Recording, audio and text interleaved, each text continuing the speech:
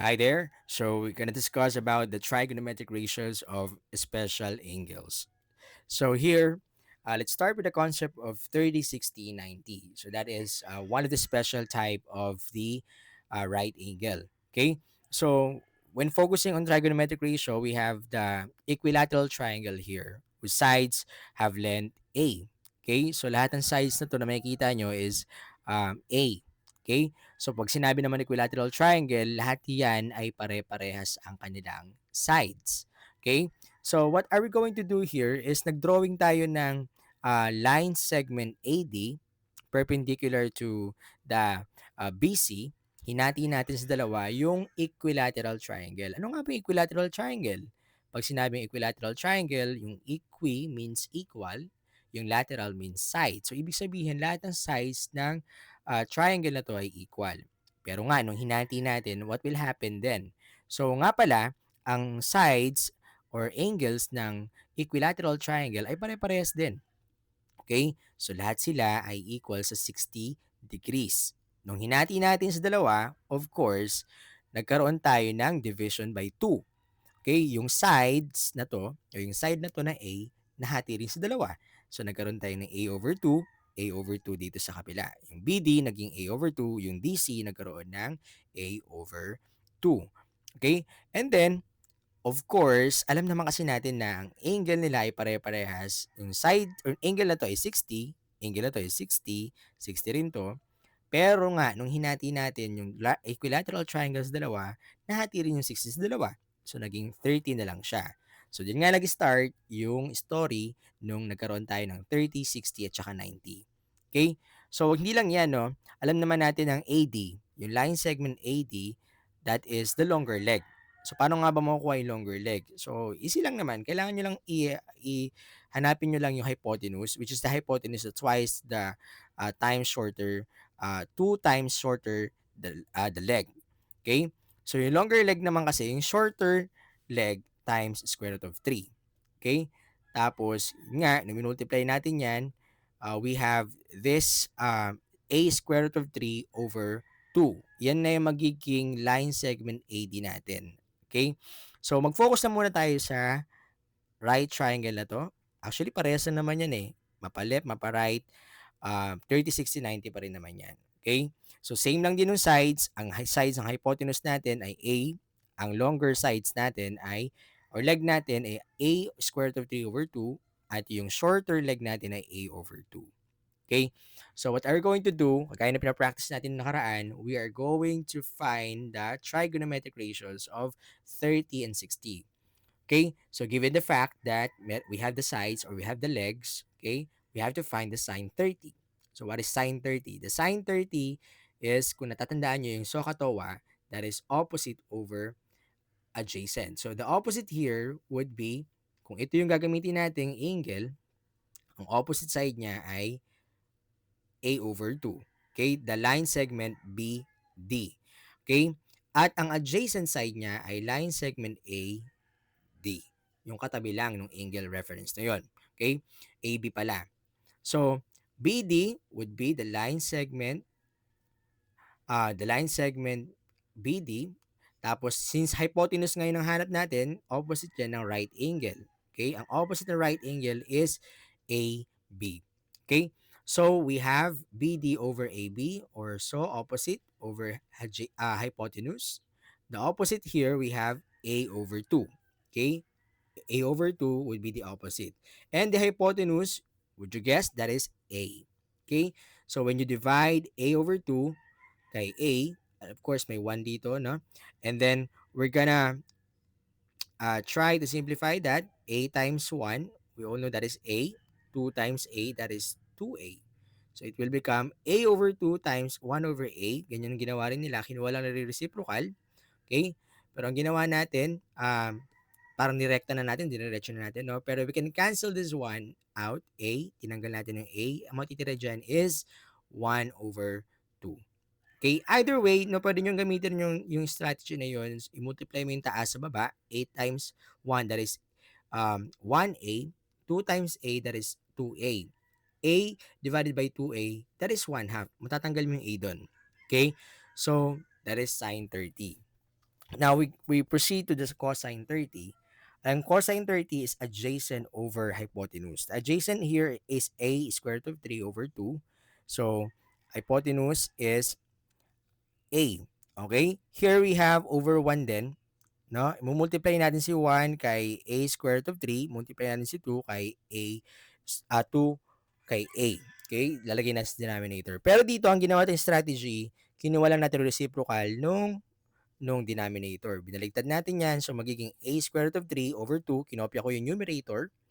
Tapos, imumultiply natin ngayon yan sa reciprocal ng denominator natin. So, we have a over 1 kasi dito, ang kabaliktaran niya is 1 over a.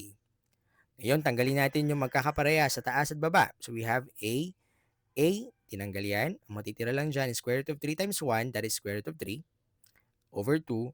Yan ay magiging sagot natin. Square root of 3 over 2. Okay? Now, we proceed to tangent 30. So, yan ay opposite. Ang opposite natin ay BD over adjacent, which is AD.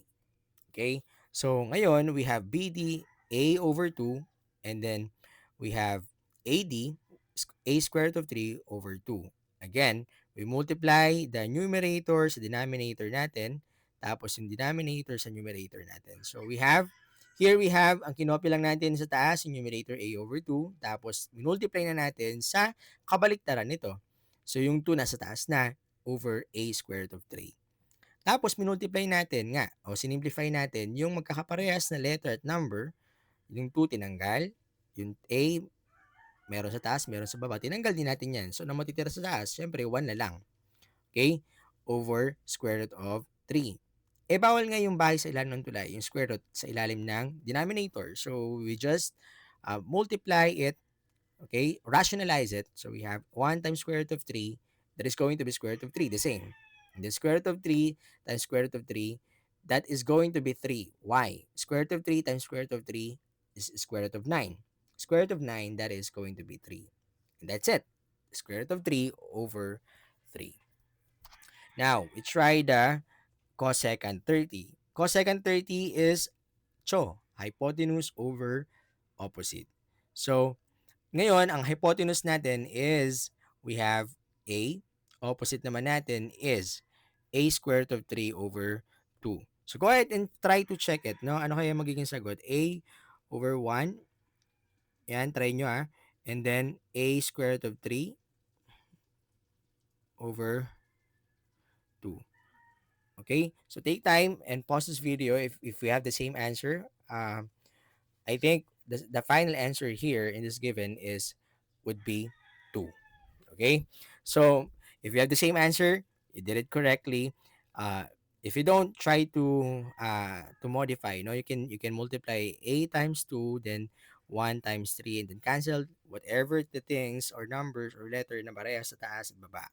Okay? And simplify. Next is second 30. Second 30 is SHA.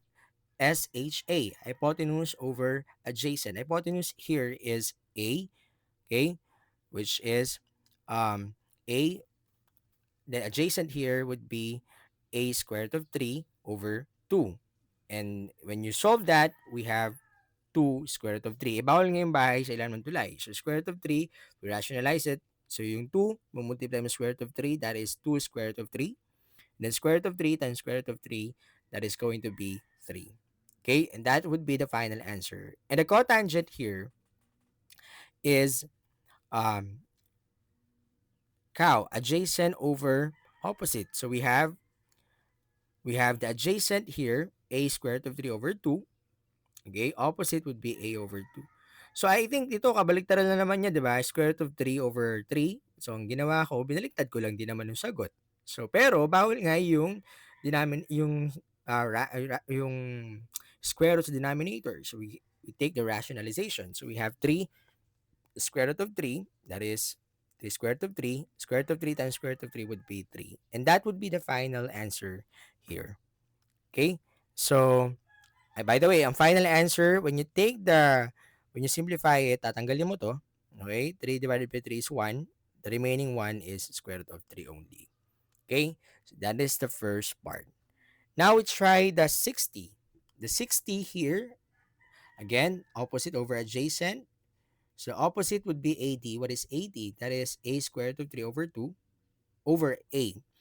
And we multiply it. So a square root of 3 over 2 times 1 over a, yung reciprocal nito. So tinanggal natin si a. Ang matitira lang sa taas is square root of 3. Sa baba naman matitirang 2. Okay? So that's it. Cosine 60. 60 naman, by the way, nagbago pala yung opposite natin. Ano? Ang opposite na natin ay nandito na. This one would be the opposite. Okay? And the adjacent here is yung katabi niya na. Adjacent would be a over 2. Okay? And the hypotenuse would be the same. So 60, adjacent over hypotenuse. Adjacent is a squared root of 3. Okay? I mean, the adjacent would be a over 2. Okay? Over hypotenuse a. So we simplify it. A over 2 times the reciprocal of this one, 1 over a. A times 1, that is a. Okay? 2a. 2 times a, that is a. But we can cancel this one so that natira na lang dito is 1 half. Now we move on to the tangent 60. Adjacent. Okay, TOA. Opposite over adjacent. So we have opposite, a square root of 3 over 2. Adjacent would be a over 2. Let me guess. The answer would be a square root of 3 over 2 times a 2 over a. Binaliktad natin si a over 2. So, tinanggal natin si a, tinanggal natin si 2. So, ang matitira na lang dito is square root of 3. And that's it. Okay? Now, what about the cosecant? The cosecant 60, baliktarin lang natin to. So, magiging 2 square root of 3 yan. Pero nga, bawal lang radicals sa denominator. We rationalize it. So, it will become 2 square root of 3 over 3. Okay? Then, binaliktad din natin yung second, yung cosine 60, 1 half, that is going to be 2. Di ba? 2 over 1 is 2. And then, we have square root of 3, binaliktad natin, 1 over square root of 3. Bawal ang radicals denominator, rationalize it, it will become square root of 3 over 3.